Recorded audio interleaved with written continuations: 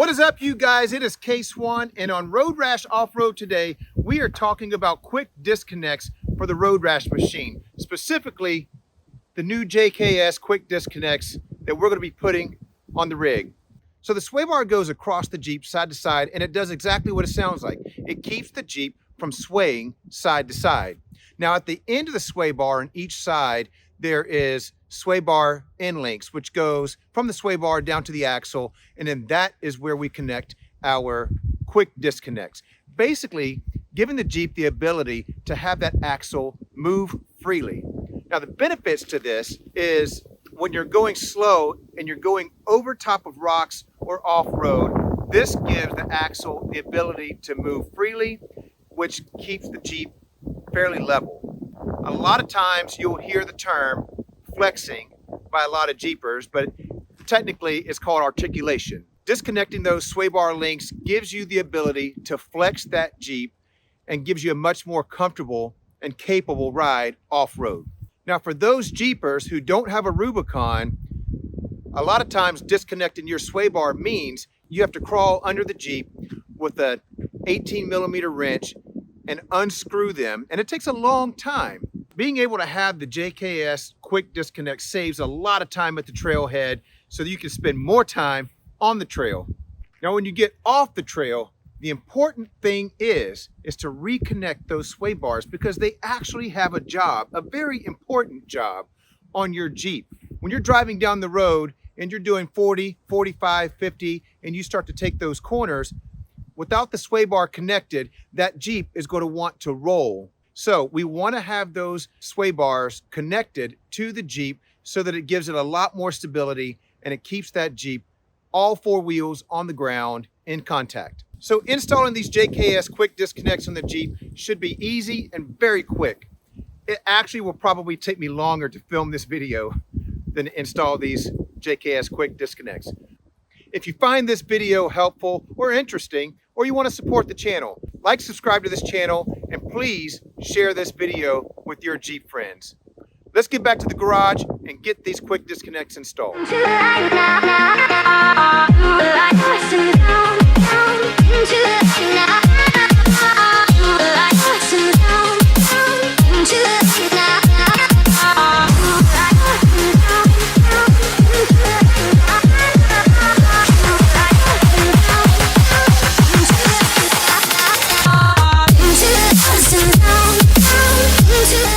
So if you've ever watched my videos before and you're like, man, his Jeep makes an awful lot of noise clanking around off-road, it's because of this. Look, this is exactly the noise it makes when I'm going off-road. Not even off-road. Can you imagine when I go and drop my son off or my daughter off at school and I pull up to the roundabout at the front and my Jeep's going. So this is going to help my daughter out just as much as it helps me out. So the first thing you're going to want to do is disconnect the bottom portion of the sway bar end links. And you're going to need an 18mm, and then I believe it might be a 15 on the inside here. And you're going to want to take these off. Now I have these quick disconnect little pins from Amazon, and I'm going to tell you in just a moment why you should never use these, but I'm going to take these off and then I'll show you.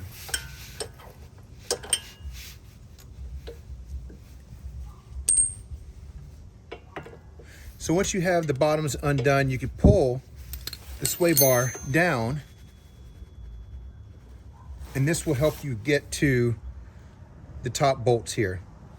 Now this is going to be on mine an 18mm here, and I believe it's an 18 or 19 on the inside here, and we're going to break this loose, take this off.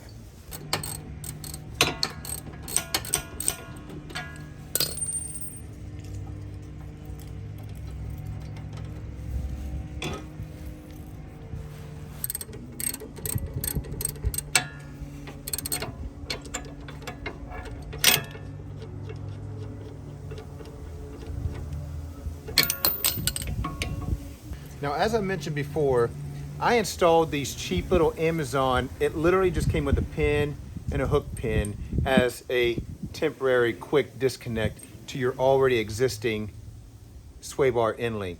I do not suggest this on anyone's rig. What it has done, if you take a look at my existing sway bar end link, it has literally pushed the bushing out of the end of it. This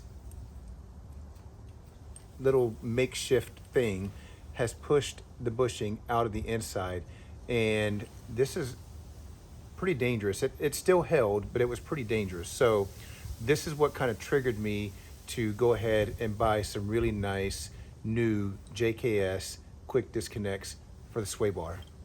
So when opening the JKS, this is really good, nice packaging that they have put this in. The directions are very clear, very simple, straightforward. So in opening this, what you're going to get is your 2 quick disconnects. These 2 eyelets, I think they're for the top.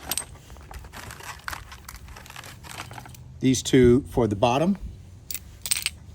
And then you've got your pins here that hold them in place. So I know the length of my factory ones were pretty close to the length that I needed them. So I'm going to take my JKS and I'm going to line them up and see if I could just get really close to the length that I need them. These can be adjusted once I get them in place. That's pretty close. Now we're going to start by installing these top pins. We're going to add just a little bit of Loctite to the thread, and we've got these little spacers that we're going to put just on the top like this. Now when you install these, they go towards the wheel like that. We're going to take a little screwdriver or anything that you can stick into that hole, Allen wrench, pick, anything. And this is not an 18. So the JKS nut is actually a 19 instead of an 18.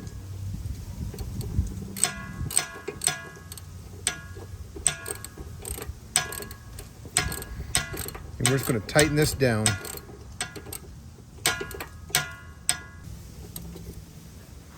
That's not going to work.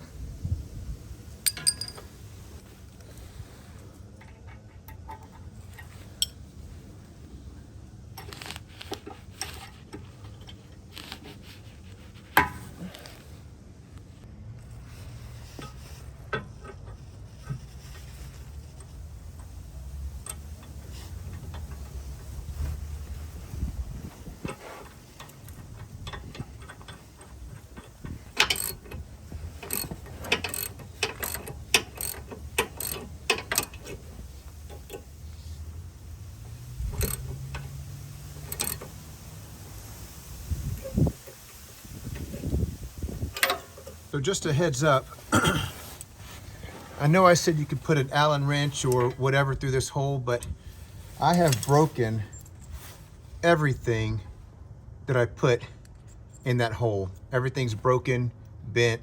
So this thing goes on super tight. Make sure, if you don't want to ruin a tool,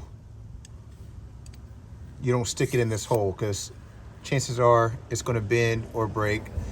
Anyway, passenger side, we've got the uppers on. We are going to put the lowers on the passenger side. Now, the passenger side, you'll notice, has a little stubby end compared to the driver's side. Driver's side has this piece, passenger side has the little stubby end, and that's because it fits in this little spot right here. And we have to have enough room to slide that quick disconnect on in between this part here. So we're going to throw some Loctite on this and stick our little tool in the hole. Hope we don't break it. Tighten this one down.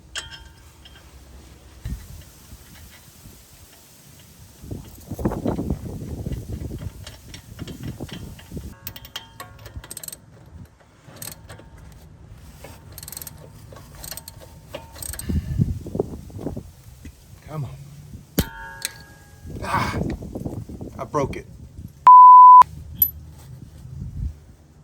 I'm I'm telling you, I break everything that goes in there.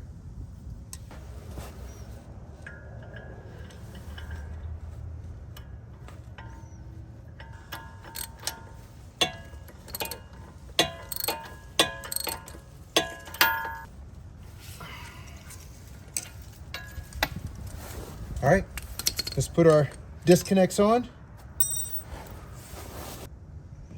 With the driver's side, we're just going to slide this one on to the top here.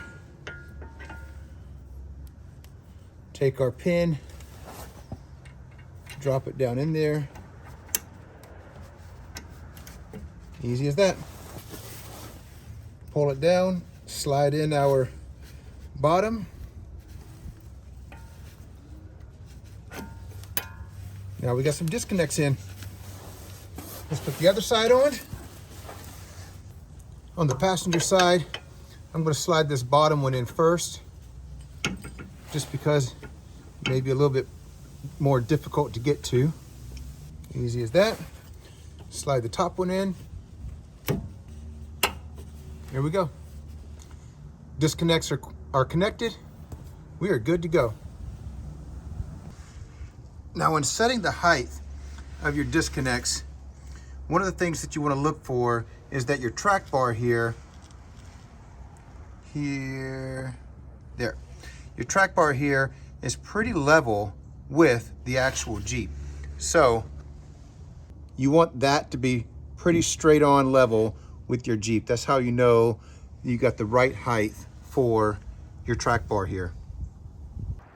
So the installation of the quick disconnects from JKS were super simple and painless, with the exception I kept breaking all my tools when I was tightening it down. But you're gonna have to have a strong piece of metal or something to stick through that hole whenever you go to tighten that down. So unfortunately, I don't live close to the mountains. I'm kind of a little city guy. So I wanted to show you the difference in having your sway bar disconnected and not having it disconnected.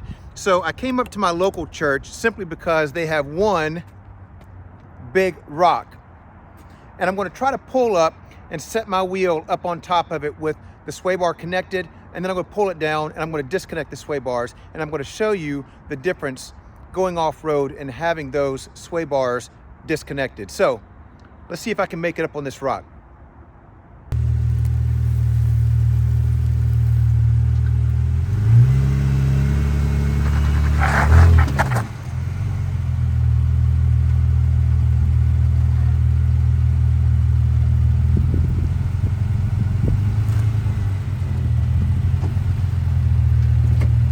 So if you're looking at the Jeep now, the whole Jeep is kind of leaning to the right-hand side.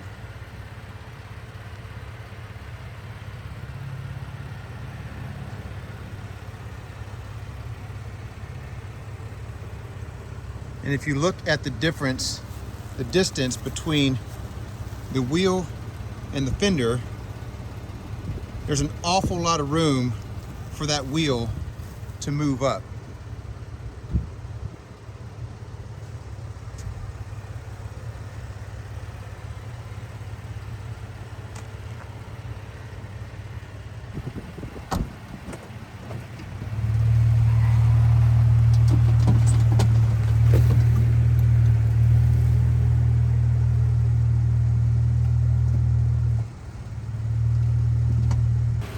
So the easy way to disconnect your new JKS sway bars is just to grab this pin, pull it out.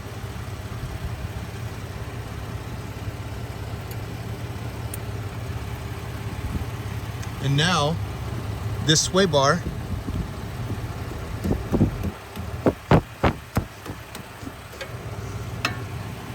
just comes right off.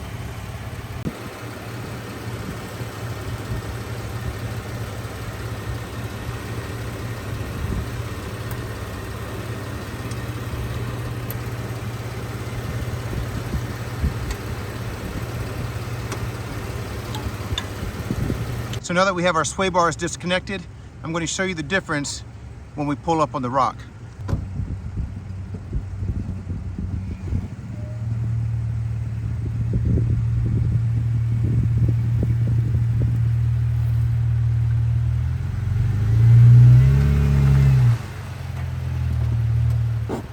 So now, as we look at the Jeep, you could see that the Jeep is laying a lot more evenly and straight across, while that axle is free to move underneath it. This reduces any chance for the Jeep to do a rollover when we're off road. And now if you look at the wheel gap here, our wheel gap is significantly smaller because we've now allowed for this wheel to move into that wheel well. This is why we disconnect sway bars.